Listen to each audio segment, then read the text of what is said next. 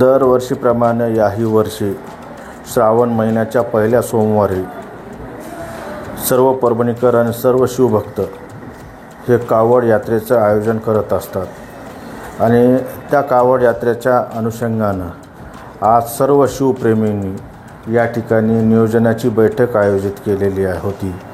त्या अनुषंगानं येणाऱ्या 28 तारखेला सोमवारी सकाळी 8 वाजता आपलं पावन असं तीर्थक्षेत्र त्रिधारा देवस्थान या ठिकाणाहून ही कावड यात्रा निघणार आहे आणि आपलं पारदेश्वर मंदिर आणि त्यासोबतच बेळजाळीच्या महादेवापर्यंत या ठिकाणी ही कावड यात्रा त्या ठिकाणी समाप्त होणार आहे। या निमित्तानं जवळपास शिवभक्तांची या ठिकाणी मोठ्या प्रमाणावर या कावड यात्रेमध्ये येणार असून त्या अनुषंगानं या भागातील सर्व सेवेकरांनी नियोजित केल्याप्रमाणे तशा पद्धतीनं ही शिवयात्रा होणार आहे। आणि यावर्षी विशेष असं म्हणजे मोठा असा नंदी आणि त्यानंतर वाद्याचे पथक आणि आपल्या परभणीतील सुप्रसिद्ध असे गवळी आपले गोंधळी या ठिकाणी आपली कला दाखवणार आहेत।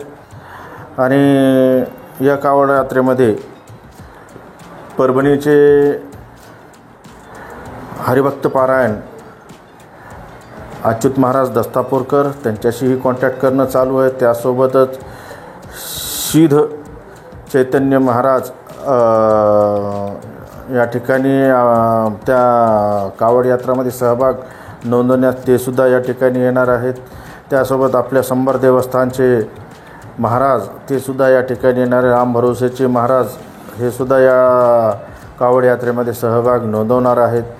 आणि त्या उपर जाऊन आता या ठिकाणी आंध्र प्रदेशचे आमदार राजू भैया यांनासुद्धा आमचं बोलणं चालू आहे। ते येण्याच्या अनुषंगानं आम्ही प्रयत्न करतो आहे। आणि यामध्ये जे परभणी विधानसभा मतदारसंघामधील जेवढे गावं आहेत त्या सर्व गावातील भक्तगण ही कावड घेऊन स्वतः कावड घेऊन या ठिकाणी येणार आहेत। आता कावड यात्रेचं महत्त्व आपले मिश्राजी महाराज तर त्यांनी श्रावण महिन्यातला जो सोमवार असतो आणि त्यातले त्यात जो पहिला सोमवार असतो त्या पहिल्या सोमवारचं महत्त्व त्यांनी पटवून सांगितलेलं आहे की या श्रावण महिन्यामध्ये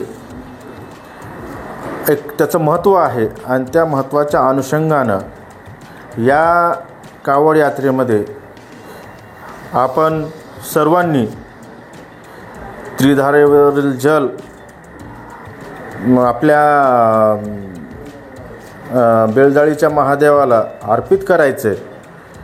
त्या अनुषंगानं या ठिकाणी मोठ्या प्रमाणावर भाविक भक्तगण हे येणार आहेत आणि येतील अशी अपेक्षा व्यक्त करतो। आणि मला वाटते की निश्चित आपण सर्वांनी सर्व परभणीतील आणि परभणीच्या आजूबाजूतील परभणी जिल्ह्यातील सर्व भाविक भक्तांनी या कावड यात्रेमध्ये यावं। या कावड यात्राचा मार्ग त्रिधारा देवस्थान त्यानंतर वसमत रोडवरून आसोला पाटी कारेगाव खानापूर फाट्यावरून छत्रपती शिवाजी महाराजांचा पुतळा आणि त्यासोबतच छत्रपती शिवाजी महाराज चौक आणि चौकातून बेळजाळीच्या महादेवापर्यंत ही असा हा मार्ग राहणार आहे। बराच लोक येणार आहेत। या ठिकाणी कोणीही प्रतिनिधी वगैरे कोणी येणार नाही आहे आणि कोणी प्रतिनिधी येत असेल तर स्वागतच आहे त्याचं। बंदोबस्त मला नाही समजलं बंदोबस्त